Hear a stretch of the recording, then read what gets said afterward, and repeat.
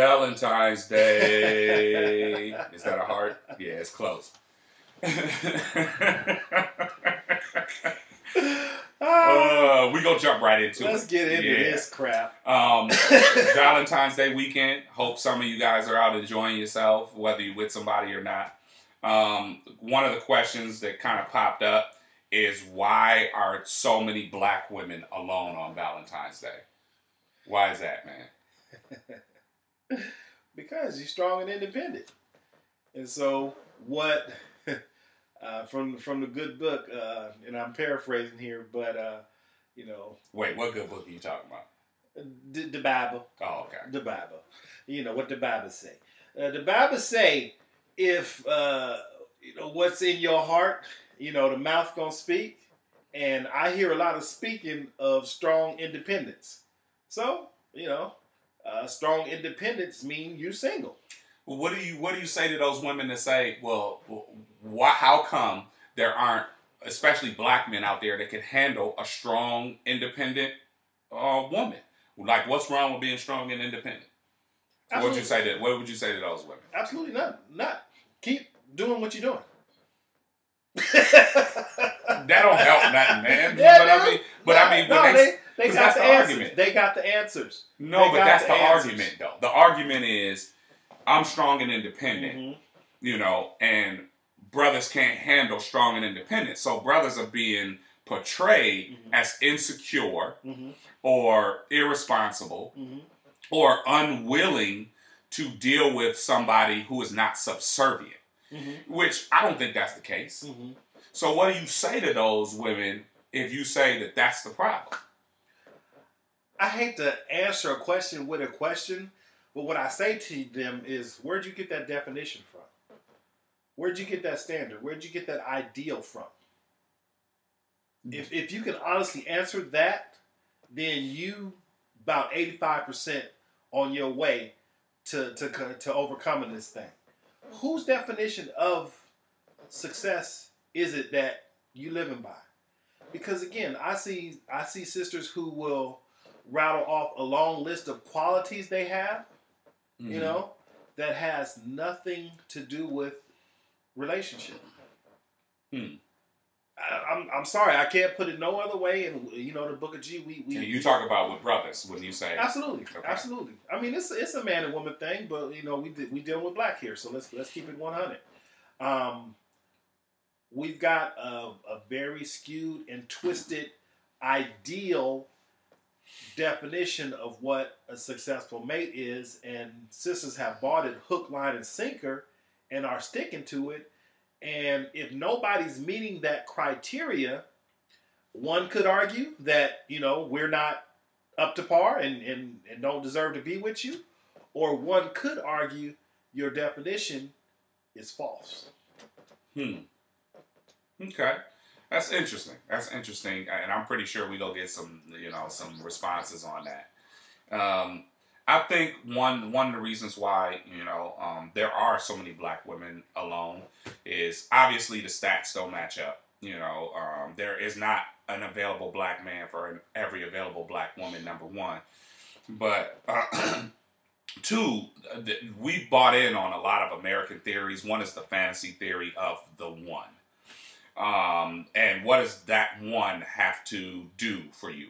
And it goes back into gender roles. So you believe that this man needs to show up, sweep you off your feet, and he needs to do all of these things, when the reality is when you focus on having a successful relationship, you should be focused on the end goal, which means me and that person happy together, right?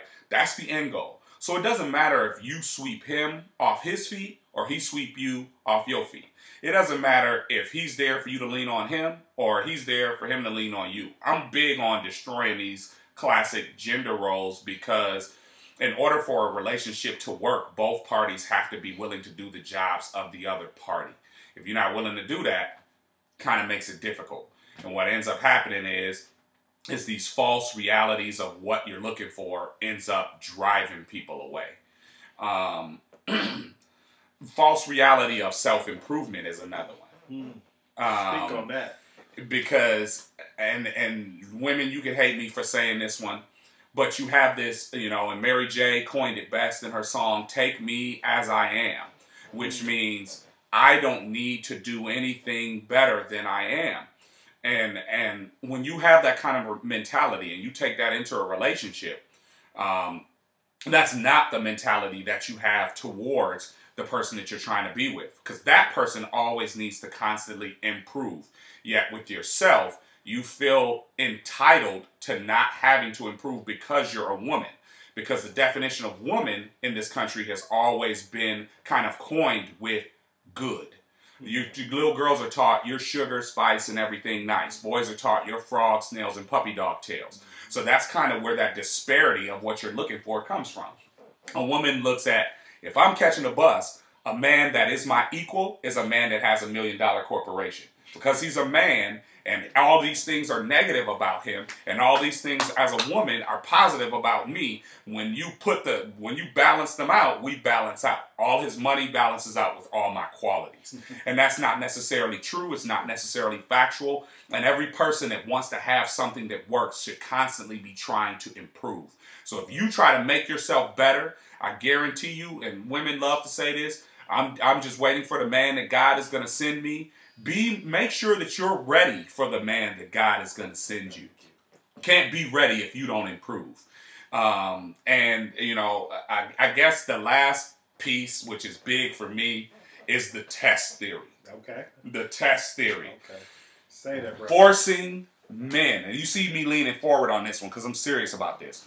Forcing men to constantly be tested so that they have to prove their love to you, because that's the only way that you understand how to verify that you are loved. You don't know how to accept a man's traditional actions as you being loved. So you test it. You put them in situations to where a normal man would be driven away. It's actually a no-win situation for you, but you flip it so that it's a no-lose situation for you. If the man actually leaves, then you say, see, I told y'all he wasn't no good. I told y'all he couldn't handle a strong black woman. I told y'all he couldn't handle all of these things. And if he sticks around, he has to be miserable because he has to put up with all of these negative tests that you constantly put him through. You put him through the, you know, are you cheating test? You put him through the you don't love me enough test. You put him through the success test. You put him through the work test.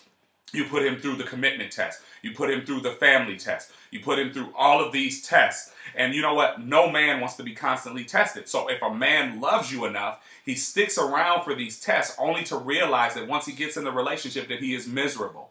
And then you have a dysfunctional relationship. And then what always ends up happening is when that man says, I'm done, you say, where'd this come from?